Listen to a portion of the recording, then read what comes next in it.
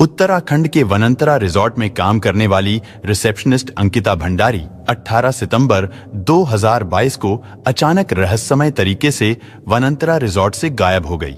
अंकिता भंडारी उत्तराखंड के पौड़ी गढ़वाल जिले के एक छोटे से गांव श्रीकोट की रहने वाली थी। अंकिता के गांव श्रीकोट तक जाने वाले रास्ते बहुत दुर्गम और खड़ी चढ़ाई वाले हैं। वहां पर जीवन बहुत ही कठिन है। अंकिता के पिता वीरेंद्र भंडारी पहले सिक्योरिटी गार्ड की नौकरी किया करते थे, लेकिन किसी वजह से उनकी नौकरी चली गई थी। अंकिता की मां सोनी देवी आंगनवाड़ी कर्मचारी हैं। अंकिता ने 12th की पढ़ाई पूरी करने के बाद होटल मैनेजमेंट का कोर्स कर लिया था। परिवार की आर्थिक स्थिति ठीक न होने के कारण अंकिता जॉब ढूंढ रही थी। उसी समय उत्तराखंड के जिला पौड़ी गढ़वाल के यमकेश्वर ब्लॉक में वनंतरा नाम के एक रिजॉर्ट में रिसेप्शनिस्ट की जगह खाली थी। उस रिजॉर्ट को बीजेपी और पूर्व राज्य मंत्री रह चुके विनोद आर्य का बेटा पुलकित आर्य चलाता था। पुलकित ने रिसेप्शनिस्ट की जॉब के लिए OLX पर एक एड चलवाया था। उस एड पर जम्मू के रहने वाले एक लड़के पुष्पदीप की नजर पड़ी। उस समय पुष्पदीप उत्तराखंड की रहने वाली अपनी दोस्त अंकिता भंडारी के लिए जॉब ढूंढ रहा था। पुष्पदीप और अंकिता भंडारी की दोस्ती इंस्टाग्राम पर हुई थी। पुष्पदीप ने वनंतरा रिजॉर्ट के मालिक पुलकित आर्य से फोन पर इस जॉब के बारे में बात की और फिर उसने पुलकित का मोबाइल नंबर अपनी दोस्त अंकिता को दे दिया। इसके बाद अंकिता ने भी पुलकित आर्य से इस जॉब के बारे में बात की। अंकिता को वो जॉब आसानी से मिल गई थी और अब बस उसे वनंतरा रिजॉर्ट जाकर ज्वाइनिंग करनी थी। फिर 28 अगस्त 2022 को अंकिता भंडारी अपने पिता के साथ गांव से करीब 130 किलोमीटर दूर वनंतरा रिजॉर्ट में चली आई। उस समय अंकिता के पिता को भी वो रिजॉर्ट अपनी बेटी की जॉब के लिए सही लगा। बातचीत करने पर वहां के स्टाफ वाले भी उन्हें ठीक लगे। इसीलिए वहां के माहौल से संतुष्ट होकर पिता वीरेंद्र भंडारी बेटी अंकिता को उस रिजॉर्ट में छोड़कर वापस अपने गांव श्रीकोट चले गए। इधर कुछ औपचारिकताओं को पूरा करने के बाद अंकिता ने 10,000 रुपए की सैलरी पर रिसेप्शनिस्ट का काम करना शुरू कर दिया। साथ ही रिसेप्शन के पास वाला कमरा अंकिता को रहने के लिए दे दिया गया। जॉब शुरू करने के बाद शुरुआती दिनों में तो अंकिता को उस रिजॉर्ट का माहौल काफी अच्छा लगा, लेकिन फिर कुछ ही दिनों के बाद अंकिता को महसूस होने लगा था कि उसने ये जॉब करके अपने जीवन की सबसे बड़ी भूल कर दी। वनंतरा रिजॉर्ट में आने के कुछ ही दिनों बाद उस रिजॉर्ट में किसी गेस्ट ने शराब के नशे में अंकिता को जबरदस्ती गले लगाने की कोशिश की। शुरू में तो अंकिता के साथ रिजॉर्ट के मालिक पुलकित आर्य का व्यवहार बहुत अच्छा था और उस दिन भी उसने ही अंकिता को उस शराबी गेस्ट से बचाया था। हालांकि पुलकित के असिस्टेंट मैनेजर अंकित गुप्ता ने इस मामले पर अंकिता भंडारी को चुप रहने को कहा था। अंकिता ने ये बातें चैट के जरिए अपने जम्मू के दोस्त पुष्पदीप को बताई थी। फिर एक दिन वनंतरा रिजॉर्ट के मालिक पुलकित आर्य ने अंकिता से कहा कि आज कुछ गेस्ट आने वाले हैं और रिजॉर्ट के सारे कमरे पहले ही भरे पड़े हैं। उसने कहा कि जब तक गेस्ट यहाँ रहेंगे तब तक तुम मेरे कमरे के साथ वाले कमरे में रह लेना और जब वो गेस्ट चले जाएंगे तो तुम वापस अपने कमरे में शिफ्ट हो जाना। अंकिता अपने बॉस की ये बात मान गई। उस दिन अंकिता जिस कमरे में रुकी थी वो कमरा अंदर से पुलकित के कमरे से कनेक्टेड था, यानी पुलकित अंकिता के कमरे में बिना रोक टोक आ जा सकता था। और जब अंकिता उस कमरे में शिफ्ट हो गई तो उस रात पुलकित अंकिता के कमरे में घुस गया। उसने अंकिता के कमरे में बैठकर शराब पी। इसके बाद वो अंकिता को जबरदस्ती किस करने की कोशिश करने लगा। पुलकित की इस घिनौनी हरकत से अंकिता डर गई। उसने पुलकित का विरोध किया और उसे खूब खरी खोटी सुनाई। अंकिता का गुस्सा और ऐसा रवैया देखकर पुलकित ने तुरंत अपना रंग बदल लिया और वो अंकिता से माफी मांगने लगा। इतना ही नहीं, पुलकित ने कई बार अंकिता को ड्राइविंग सिखाने के बहाने उसके करीब आने की कोशिश की, लेकिन अंकिता ने हर बार उसके मंसूबों पर पानी फेर दिया। धीरे धीरे वनंतरा रिजॉर्ट में अंकिता का जीना मुश्किल होने लगा। एक रिपोर्ट्स के मुताबिक अंकिता का दोस्त पुष्पदीप 14 और 15 सितंबर को वनंतरा रिजॉर्ट में रुका भी था। फिर 16 सितंबर को वो वापस जम्मू लौट गया था। इसके बाद 17 सितंबर की रात को अंकिता और पुष्पदीप की व्हाट्सएप चैट के जरिए बात हुई। उसने पुष्पदीप को बताया कि वो वनंतरा रिजॉर्ट में खुद को बहुत अनसेफ महसूस कर रही है। उसने व्हाट्सएप चैट में बताया कि असिस्टेंट मैनेजर अंकित गुप्ता उसके पास आया और कहने लगा कि उसे कुछ बात करनी है, जिसके बाद अंकिता उसके साथ थोड़ा साइड में चली गई। इसके बाद अंकित गुप्ता ने अंकिता भंडारी से कहा कि सोमवार को यानी 19 सितंबर को एक वीआईपी गेस्ट आने वाले हैं, उन्हें एक्स्ट्रा सर्विस देनी है और इस एक्स्ट्रा सर्विस के लिए गेस्ट 10,000 रुपए देने को तैयार है। इस पर अंकिता भंडारी ने कहा कि इसमें मैं क्या कर सकती हूँ। अंकित गुप्ता ने उससे कहा कि तुम बोल रही थी ना तुम स्पा वगैरह भी करोगी। अंकित गुप्ता की इस बात पर अंकिता गुस्से से फट पड़ी। वो अंकित गुप्ता पर भड़क गई। अंकिता भंडारी का ये रूप देखकर अंकित गुप्ता ने कहा कि ये गवारों वाली हरकतें मत करो, गेस्ट देख रहे हैं। अंकिता ने कहा कि मैंने तो बस ये बोला था कि रिजॉर्ट में स्पा वगैरह भी खोलते हैं, लेकिन इसमें मेरी बात कहां से आ गई, यानी इसमें मेरे स्पा देने और एक्स्ट्रा सर्विस देने वाली बात कहां से आ गई। उसने अंकित गुप्ता से कहा कि मैं गरीब जरूर हूं, लेकिन तुम्हारे रिजॉर्ट के लिए मैं खुद को 10,000 में नहीं बेचूंगी। अंकिता भंडारी का जवाब सुनकर अंकित ने अपनी बात बदलते हुए कहा कि वो उससे ऐसा करने के लिए नहीं कह रहा है, बल्कि वो तो उससे किसी और लड़की के लिए पूछ रहा था जो इस काम को करने के लिए तैयार हो। इसके बाद अंकिता भंडारी ने अपने दोस्त पुष्पदीप को बताया कि वो जानती है अंकित का ये ऑफर केवल उसी के लिए था और अंकित ने जानबूझकर उसे 10,000 रुपए के बारे में सुनाया था ताकि 10,000 का अमाउंट सुनकर मैं एक्स्ट्रा सर्विस देने के लिए तैयार हो जाऊंगी। अंकिता ने अपने दोस्त से कहा कि अगर उन्होंने दोबारा मुझे ऐसा करने के लिए कहा तो मैं यहाँ काम नहीं करूंगी। उसने वनंतरा रिजॉर्ट के बारे में बोलते हुए कहा कि ये कितना गंदा होटल है और आप भी समझ सकते हैं कि यहाँ एक्स्ट्रा सर्विस देने से उन लोगों का क्या मतलब रहा होगा। एक 19 साल की बच्ची जो अपने ऊपर अपने परिवार की इतनी बड़ी जिम्मेदारी लेकर चल रही हो, उसे मजबूर समझकर उससे किस तरह का काम करने का दबाव बनाया जा रहा था, ये अपने आप में बहुत शर्म की बात थी। इसके बाद 18 तारीख को शाम करीब 4 बजे के आसपास किसी बात को लेकर वनंतरा रिजॉर्ट के मालिक पुलकित से अंकिता की लड़ाई हो गई। उस दिन रिजॉर्ट के कई कर्मचारियों ने भी अंकिता को रोते हुए देखा था और फोन पर मदद की गुहार लगाते हुए भी सुना था।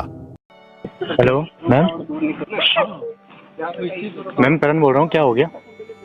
प्लीज मेरा बैग ऊपर ले जा दो दुकान तक। चल चलो गाड़ी घुमा, चल नीचे चल, नीचे चल, नीचे चल। आ रहे हैं मैम, हम आ रहे हैं, 2 मिनट बस।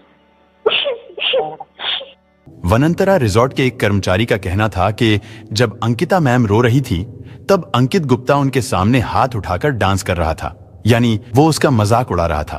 18 सितंबर 2022 को शाम 6 बजे अंकिता के दोस्त पुष्पदीप ने जब उसे फोन किया तो अंकिता फोन पर रोने लगी। उसने पुष्पदीप को बताया कि असिस्टेंट मैनेजर अंकित ने उसका मुंह दबाया है और उसके हाथ को भी मरोड़ दिया था।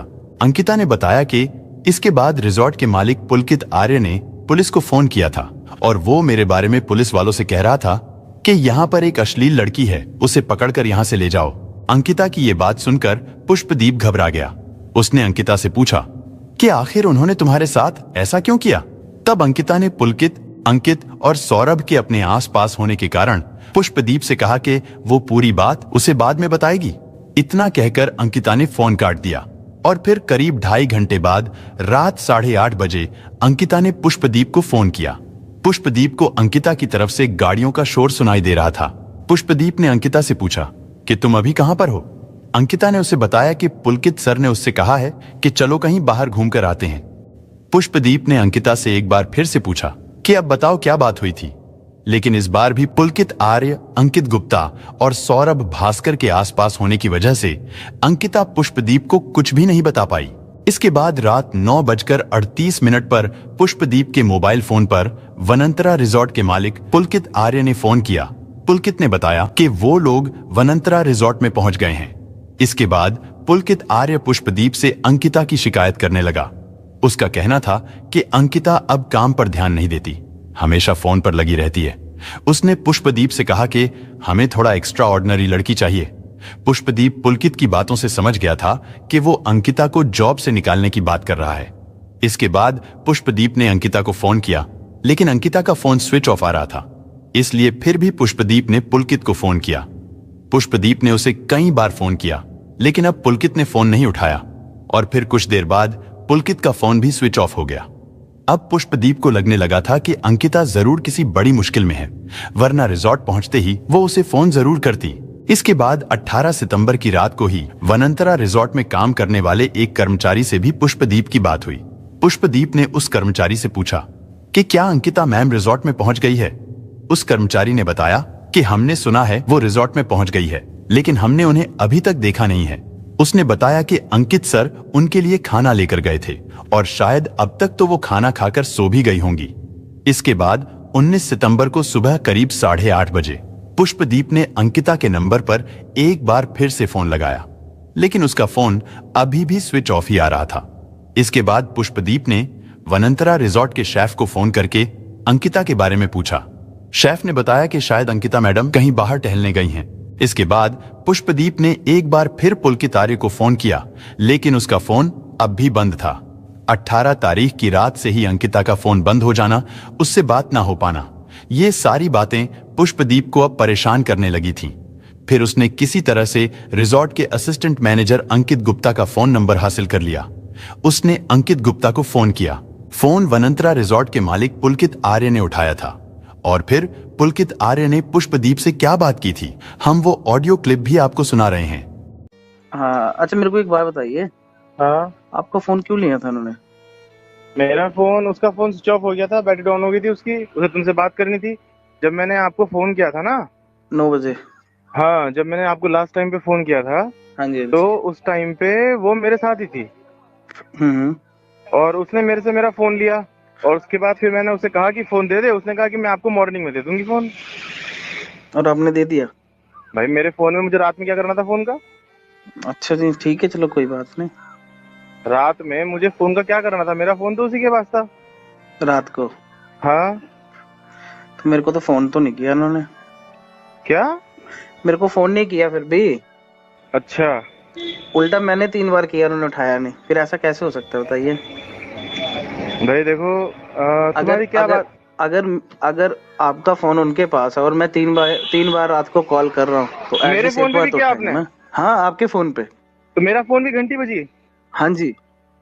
और मेरा फोन घंटी बजी और मेरा फोन भी नहीं उठाया? नहीं, मैं वही कह रहा हूँ। ये ऐसा रात तो की पॉसिबल? ये रात की बात है, कोई 10:30 कितने बजे? 10 साढ़े 10 बजे की बात है। 10:30 बजे तक तो हम लोग सो रहे थे वहाँ रिजॉर्ट में। अच्छा। 10:30 बजे तक तो हम वहाँ पे लगभग ये मान के चलो 9 बजे तक हम रिजॉर्ट में थे। उसको खाना सर्व किया, खाना खाया उसने। खाना हम खाया अपने था? हाँ, खाना उसको सर्व किया था रात को? हाँ। कब? हम अपने लगभग 9 बजे करीब। 9 बजे के करीब जब आप वापिस आए थे? हाँ। देखिए, जब आप बाहर थे ना हाँ।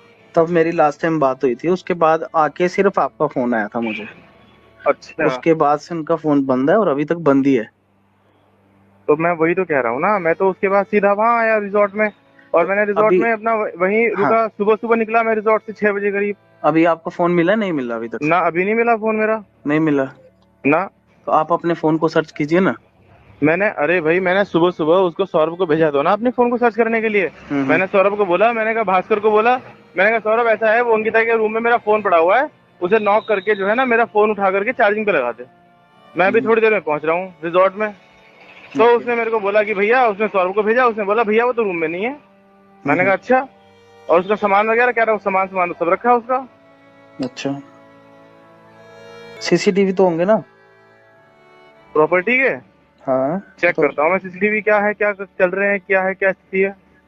नहीं चलते तो होंगे, ऐसा थोड़ी ना कि नहीं चलते होंगे, सीसीटीवी तो ऐसा चलते है, होंगे। देखो पुष्प, हाँ जी, हाँ जी, बोलिए। मेरे साथ ना, मैं आपसे ज्यादा जिम्मेदार व्यक्ति हूँ, समझ रहे हैं आप?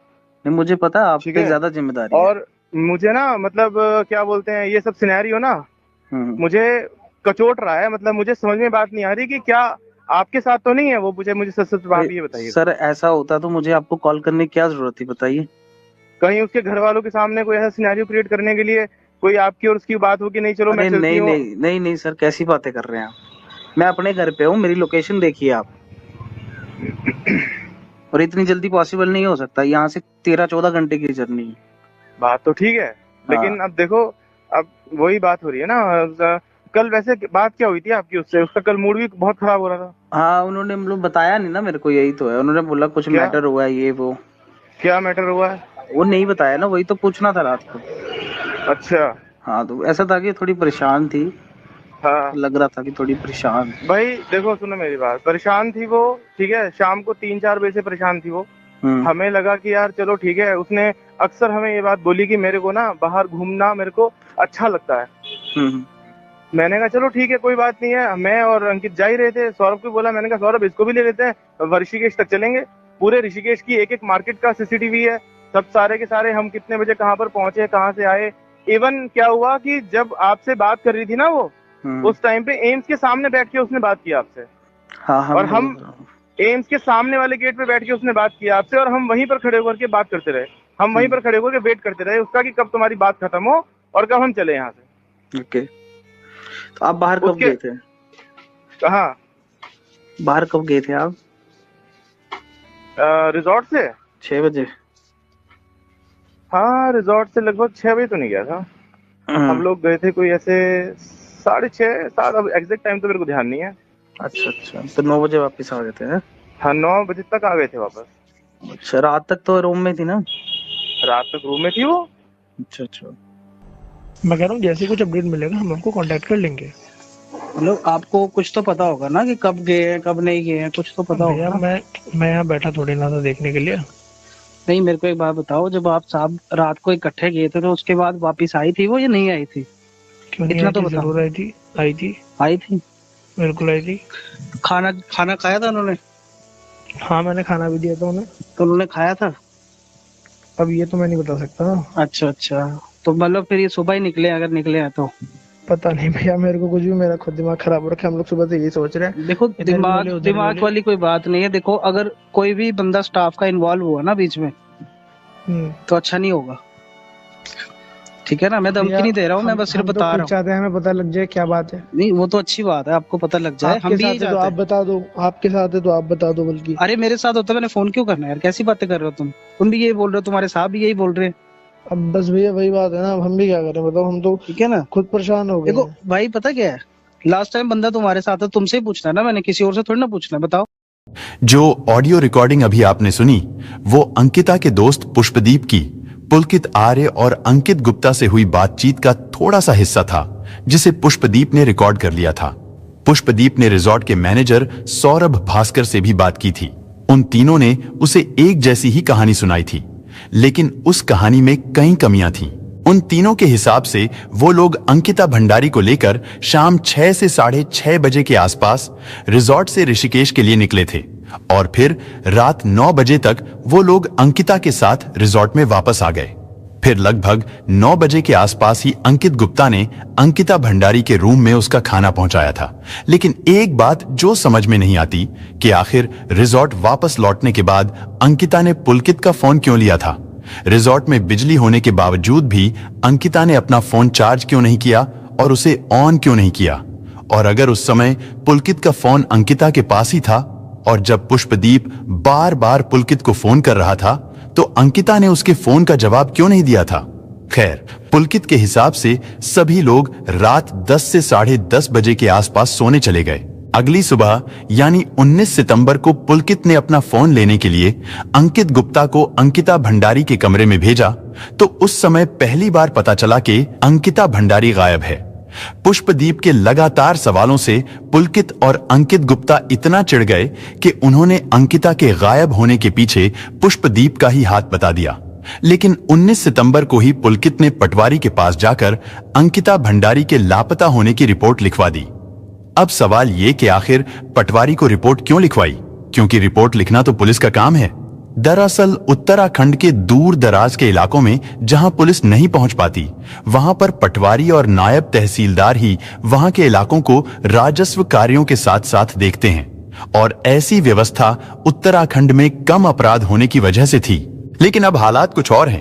खैर, पुष्पदीप को अंकिता भंडारी के घर का फोन नंबर नहीं पता था, इसलिए उसने बहुत खोजबीन के बाद इंस्टाग्राम पर अंकिता के कजिन को ढूंढकर उससे अंकिता के घर वालों का फोन नंबर लिया और फिर 12 बजे के आसपास उसने अंकिता के पिता वीरेंद्र भंडारी को फोन किया और उन्हें बताया कि उनकी बेटी वनंतरा रिजॉर्ट से लापता हो गई है। उधर पुलकित आर्य ने भी वीरेंद्र भंडारी को फोन करके अंकिता के लापता होने के बारे में बता दिया था। अंकिता के पिता वीरेंद्र भंडारी 19 सितंबर की शाम को वनंतरा रिजॉर्ट के लिए निकल गए और वो लोग रात तक ऋषिकेश पहुंच गए। 20 सितंबर को वो लोग चीला चौकी फिर लक्ष्मण झूला पुलिस थाने पहुंचे। वहां से उन्हें पटवारी वैभव का मोबाइल नंबर मिला। उन्होंने पटवारी को फोन करके बताया कि साहब मुझे अपनी बेटी के लापता होने की रिपोर्ट लिखवानी है। लेकिन बाद में पता चला कि पटवारी वैभव और पुलकित आर्य के बीच बहुत गहरी दोस्ती है। इसीलिए पटवारी वैभव ने जानबूझकर 20 सितंबर को छुट्टी ले ली थी। पटवारी वैभव की जगह जिस दूसरे पटवारी ने उस दिन चार्ज लिया था, उसने भी वीरेंद्र भंडारी की बेटी अंकिता की गुमशुदगी की रिपोर्ट लिखने से इनकार कर दिया। अपनी बेटी की गुमशुदगी की रिपोर्ट लिखवाने के लिए पिता वीरेंद्र भंडारी घंटों तक पटवारी और पुलिस स्टेशन के चक्कर लगाते रहे, जबकि पुलकित आर्य और उसके पिता को उसी पुलिस स्टेशन में इज्जत से बैठाकर चाय पिलाई जा रही थी। और फिर थक हार कर अंकिता के पिता डीएम के पास पहुंचे। आखिर में डीएम के हस्तक्षेप के बाद ये मामला पुलिस को सौंप दिया गया। इसके बाद 21 सितंबर को इस मामले में पहली बार पुलिस ने एफआईआर लिखी। उधर 21 सितंबर को अंकिता का दोस्त पुष्पदीप भी जम्मू से वनंतरा रिजॉर्ट पहुंच गया। उसने अंकिता के परिवार को अंकिता से हुई अपनी व्हाट्सएप चैट और पुलकित आर्य तथा वनंतरा रिजॉर्ट के स्टाफ से हुई बातचीत की ऑडियो रिकॉर्डिंग भी सौंप दी, जो कि पब्लिक भी हो गई। उसने पुलिस को भी अपना बयान दिया। मुख्य आरोपी पुलकित आर्य और उसके दोनों आरोपी दोस्त अंकित और सौरभ अंकिता के लापता होने के दिन से ही फरार चल रहे थे। इसके बाद लक्ष्मण झूला पुलिस ने शुक्रवार यानी 23 सितंबर को तीनों आरोपियों को गिरफ्तार कर लिया। पूछताछ के दौरान उन तीनों ने बताया कि घटना वाली रात आपसी विवाद के चलते अंकिता भंडारी को चीला नहर में धक्का दे दिया, जिस कारण उसकी डूबने से मौत हो गई। 24 सितंबर को उत्तराखंड एसडीआरएफ ने चीला नहर से अंकिता भंडारी का शव बरामद कर लिया था। इसके बाद पुलिस ने अंकिता भंडारी की गुमशुदगी के मामले में अरेस्ट किए गए आरोपियों के खिलाफ हत्या और सबूत मिटाने की धाराएं बढ़ा दी थीं। पुलिस ने चीला नहर के आसपास के सीसीटीवी कैमरों की फुटेज निकलवाई। पुलिस को एक सीसीटीवी फुटेज में पुलकित आर्य, अंकित गुप्ता और सौरभ के साथ अंकिता भंडारी भी दिखाई दे रही थी। वो चारों एक बाइक और एक स्कूटी पर जाते हुए दिखाई दे रहे थे। लेकिन वापस रिजॉर्ट लौटते समय सीसीटीवी फुटेज में अंकिता भंडारी उन तीनों के साथ नहीं दिखी, यानी उसी बीच अंकिता को नहर में धक्का दे दिया गया था। इसके बाद उन तीनों ने पुलिस को उलझाने के लिए एक झूठी कहानी घड़ ली और फिर वही कहानी उन्होंने अंकिता के दोस्त पुष्पदीप को भी सुना दी। खैर, अंकिता की लाश मिलने के बाद उसे ऋषिकेश एम्स हॉस्पिटल ले जाया गया। वहां उसका पोस्टमार्टम कराया गया। पोस्टमार्टम रिपोर्ट से पता चला उसके शरीर पर चोटों के कई निशान थे और पानी में डूबने को ही उसकी मौत का कारण बताया गया। कई मीडिया रिपोर्ट्स में यह बताया गया था कि पोस्टमार्टम रिपोर्ट में अंकिता के साथ दुराचार का कोई सबूत नहीं मिला था, लेकिन कुछ चश्मदीदों ने एम्स हॉस्पिटल में अंकिता की लाश को देखा था और उनका कहना था कि उसे बुरी तरह से नोचा गया था। उसके हाथ और पैर की उंगलियां भी टूटी हुई थीं। उसके शरीर की हालत को देखकर ऐसा लगता था जैसे उसे जलाया भी गया था। उसके शरीर पर कई जगह दांत के निशान भी थे।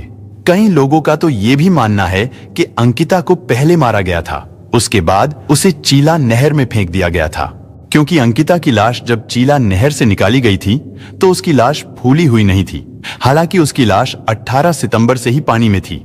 मैंने बहुत कुछ देखा वहाँ, बॉडी को नहाने से लेकर और अंदर तक ले जाने तक, और बॉडी भी मैंने पूरी देखी। मैं उत्तराखंड की हूँ, मुझे पता है कि बॉडी पानी में जब डलती है तो मतलब इतने जल्दी फुली नहीं थी वो बॉडी, फुली नहीं थी बॉडी, फुली भी नहीं थी बॉडी, मतलब ऐसी थी कि हल्की फुल्की थी और थोड़ा सा हल्का काला सा था, ठीक है ना। उसके निशान थे, यहाँ निशान थे, दांत नहीं थे। मैं अंदर गई, मैंने देखा, मैं तो चौंक गई कि लड़की के साथ क्या हुआ है, उसके दांत क्यों तोड़े गए, उसके साथ इतना ऐसा बुरा क्यों किया गया। इसके बाद 23 सितंबर को वनंतरा रिजॉर्ट में वहां के स्थानीय लोगों ने गुस्से में आकर तोड़फोड़ कर दी और फिर 23 सितंबर की देर रात को 1:30 बजे के समय एक बुलडोजर ने वनंतरा रिजॉर्ट पहुंचकर रिजॉर्ट के एक हिस्से को तोड़ दिया। लेकिन अजीब बात यह है कि रिजॉर्ट के केवल उसी हिस्से को तोड़ा गया था जिस हिस्से में अंकिता भंडारी का रूम था। बुलडोजर चलाने वाले इस आदेश पर लोगों ने कई सवाल खड़े किए और उनका सवाल करना सही भी था। रिजॉर्ट पर बुलडोजर चलवाने की इतनी जल्दी क्यों थी? कहीं ऐसा तो नहीं था कि सबूतों को मिटाने के लिए जल्दी जल्दी में बुलडोजर चलवा दिया गया हो, बल्कि यहां तक कि जिस रूम में अंकिता भंडारी रहती थी उसको भी तोड़ दिया गया था, या फिर शायद सबूतों को नष्ट कर दिया गया था। हालांकि वनंतरा रिजॉर्ट के चारों तरफ सीसीटीवी कैमरे भी लगे हुए थे, लेकिन वो सीसीटीवी कैमरे काफी लंबे समय से काम नहीं कर रहे थे। इसलिए रिजॉर्ट में अंकिता भंडारी और पुलकित आर्य के बीच हुए झगड़े का कोई भी सीसीटीवी फुटेज पुलिस को नहीं मिला था। हालांकि जांच टीम का कहना था कि फोरेंसिक टीम ने बुलडोजर चलने से पहले ही वनंतरा रिजॉर्ट से सारे सबूत जुटा लिए थे। इसी बीच अंकिता भंडारी मामले में वनंतरा रिजॉर्ट में काम कर चुके कुछ पुराने कर्मचारियों का बयान भी सामने आया था, और इन्हीं कर्मचारियों में से एक महिला कर्मचारी ने मीडिया को बताया था कि पुलकित आर्य उसे बहुत गंदी गंदी गालियां देता था। वनंतरा रिजॉर्ट में लड़कियां बुलाई जाती थीं और जो वीआईपी गेस्ट आते थे उनकी एंट्री नहीं कराई जाती थी, उनकी कोई आईडी भी नहीं ली जाती थी।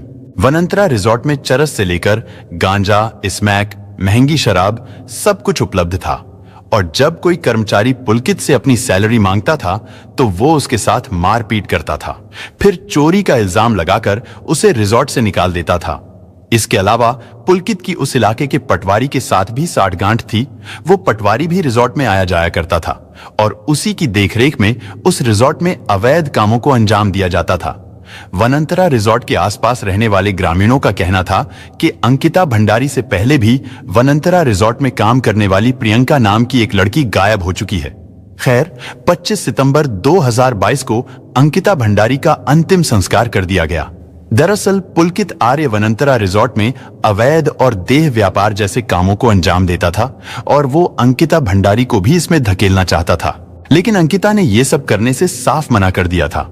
और फिर वनंतरा रिजॉर्ट में चल रहे इन गंदे कामों से परेशान होकर अंकिता भंडारी 18 सितंबर 2022 को वनंतरा रिजॉर्ट को छोड़कर जाने वाली थी, जिससे पुलकित आर्य को यह लगने लगा था कि ये लड़की उसके लिए आगे चलकर बहुत बड़ा खतरा बन सकती है, साथ ही उसके रिजॉर्ट और उसके परिवार के राजनीतिक करियर पर भी दाग लगा सकती है। और शायद इसी खतरे से बचने के लिए पुलकित आर्य ने अंकित गुप्ता और सौरभ के साथ मिलकर एक सोची समझी साजिश के तहत अंकिता भंडारी को मार डाला। सोची समझी साजिश इसलिए क्योंकि पुलकित ने पुलिस को यह बयान दिया था कि जब नहर के पास अंकिता के साथ उसकी बहस हुई थी तो उस बहस में अंकिता ने उसका मोबाइल छीनकर नहर में फेंक दिया था, जिसके बाद उसने अंकिता को नहर में धक्का दे दिया। लेकिन पुलकित के मोबाइल की कॉल डिटेल्स, लोकेशन और पुष्पदीप से हुई उसकी बातचीत की कॉल रिकॉर्डिंग से यह साफ हो गया था कि पुलकित ने पुलिस को झूठा बयान दिया था, क्योंकि उसका मोबाइल नहर में फेंका ही नहीं गया था, बल्कि वो मोबाइल तो अंकिता की मौत के बाद भी यूज होता रहा था। हालांकि बाद में पुलिस को उस चीला नहर से एक मोबाइल फोन भी मिला, लेकिन ये मोबाइल फोन अंकिता का था। इसके बाद एसआईटी की टीम द्वारा आरोपियों को घटनास्थल पर ले जाकर क्राइम सीन को रिक्रिएट भी किया गया। अंकिता के परिवार की ये मांग है कि उन सभी दोषियों को जल्द से जल्द फांसी की सजा दी जाए। वहीं उत्तराखंड के मुख्यमंत्री पुष्कर सिंह धामी ने अंकिता भंडारी केस की सुनवाई फास्ट ट्रैक कोर्ट में कराने का आश्वासन दिया था। लेकिन अजीब बात देखिए कि इस केस की सुनवाई फास्ट ट्रैक कोर्ट में होने के बावजूद भी इस घटना को 2 साल बीत चुके हैं और अभी भी ये केस कोर्ट में चल रहा है। खैर, पूरे देश के लोग भी और हम भी यही चाहते हैं कि अंकिता भंडारी के दोषियों को जल्द से जल्द फांसी की सजा दी जाए। दोस्तों, वैसे तो सजा देने का काम कोर्ट का है और इनके किए की सजा भी इन तीनों को कोर्ट में जरूर मिल जाएगी, लेकिन फिर भी आपके हिसाब से अंकिता भंडारी के दोषियों को क्या सजा मिलनी चाहिए? कमेंट बॉक्स में जरूर बताएं। दोस्तों, इस घटना को सुनाने का उद्देश्य किसी का दिल दुखाना नहीं है, किसी को परेशान करना नहीं, बल्कि आपको जागरूक करना है, आपको सचेत करना है। दोस्तों, इस पूरी घटना के बारे में आपकी क्या राय है? कमेंट बॉक्स में जरूर बताएं। और अगर हमारी मेहनत पसंद आई हो तो इस वीडियो को लाइक करते हुए शेयर भी करें। अगर आपने अब तक चैनल को सब्सक्राइब नहीं किया है तो हमारे चैनल को सब्सक्राइब कर लीजिए। धन्यवाद।